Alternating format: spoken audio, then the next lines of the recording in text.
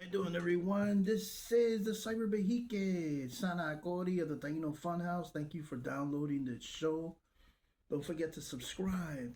Don't forget to like it. Hey, click on that bell so you get the future videos notification.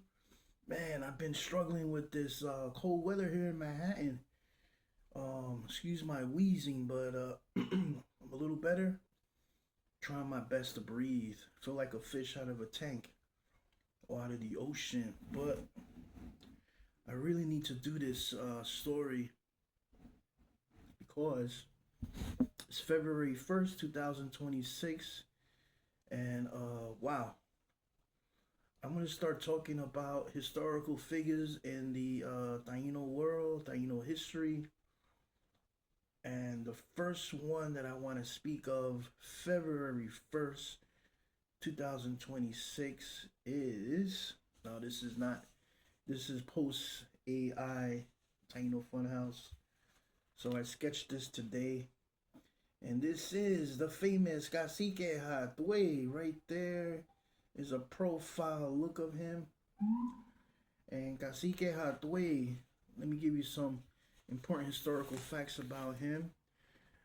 Throughout history, since the invasion first occurred, the Spanish invasion, Cacike Hatüey is known as a fierce resistance leader against colonization. Many people believe that he was the freedom fighter, the first freedom fighter for the Taino cause of independence against the Spanish.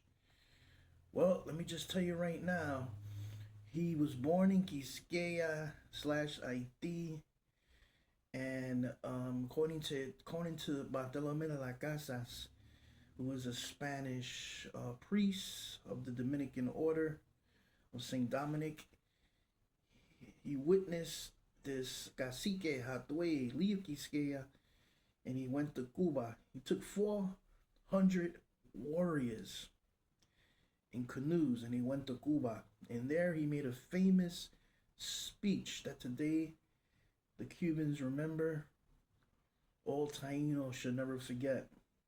He took a basket filled with gold and jewels, and he showed it to the people in Cuba. And he says, this is the God that the Spanish worship. And he showed them the gold and jewels, and he said they are devoted to this God. They will do everything possible to obtain this God in their lives. They will even kill. And I have witnessed the atrocities. Of course, I'm paraphrasing here. I'm trying to get into the spirit of Hatüey. So he just explained to them about the atrocities that he witnessed. So most likely he had some relatives in Cuba, which all the caciques, they always travel island to island. And he warned his family and friends in Cuba that these people will be coming and they will be worshiping their God of gold and jewels. So what happened was he resisted in the mountains of eastern Cuba, which we call Baracoa region. If anyone's from Baracoa, great respect to you and all the Cuban people. So his 400 warriors and also the help of the Cuban freedom fighters, they were able to hold back the Spanish forces, kept them at bay. But historically, what happened was he was captured in 1512. And remember, this is the late Middle Ages. The Spanish Inquisition was alive and well. So when they caught Hatüey in 1512, he was sentenced to death. And I was doing a little drawing here. So he was sentenced to death and he was burned at the stake. And there's the fire, the earth, and there's Hatüey, and he was burned at the stake. Now, according to witnesses, and this has been handed down from generation to generation, the death of Hatüey right before he died, it was two things. One, he refused to scream, he refused to yell, he refused to cry. He took the torture of being burned to death as a brave leader. But also, there's another legend that when he said that, or I shouldn't say legend, there's also an oral history that he sang a song, and this was dictated to me by Ilka Mateo, great Behike in our community. She told me that, and I wish I can sing the song.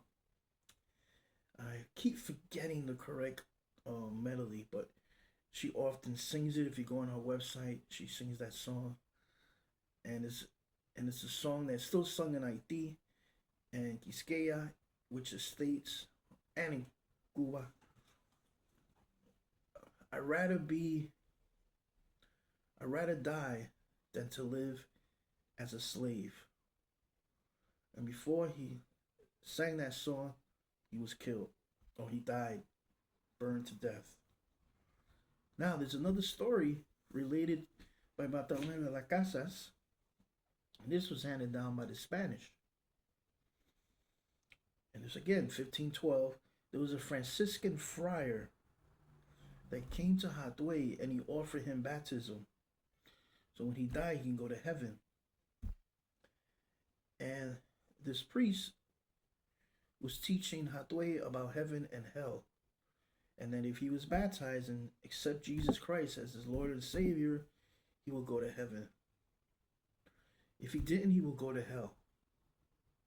And he explained what hell was. So this was Hatüey's quote, according to De las Casas. Well, before I say the quote, Hatüey, Cacike Hatüey asked the Franciscan friar if there are any Spanish in heaven. And the Franciscan friar says yes. And this is the quote that he told the friar. I'd rather go to hell than to be in a place where such cruel people were. And with those words, they lit the fire. And the great Cacike burned to death. So today, February 1st, 2026, we remember a great Cacike who gave his life for the people, for the cause, and that is Cacike Hatüey. We remember him.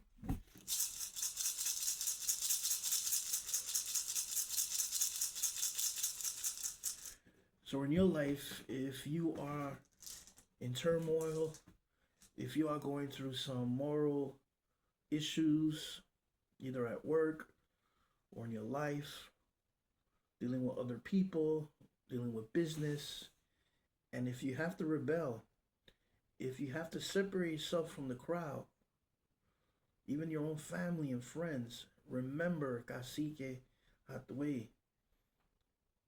Offer some tobacco by a tree and ask Cacike Hatüey for guidance, so you may be as strong as he was. And he continues in the spirit world. He continues to inspire us. And in the Taino Funhouse, I want to honor Cacike Hatüey, who was brutally assassinated by the Spanish invaders. And the Roman Church witnessed this through the Spanish Inquisition. We are still here as indigenous, Caribbean, Taino. Have a good night and hope to see you soon. I'll be back tomorrow talking about some other freedom fighters. Thank you.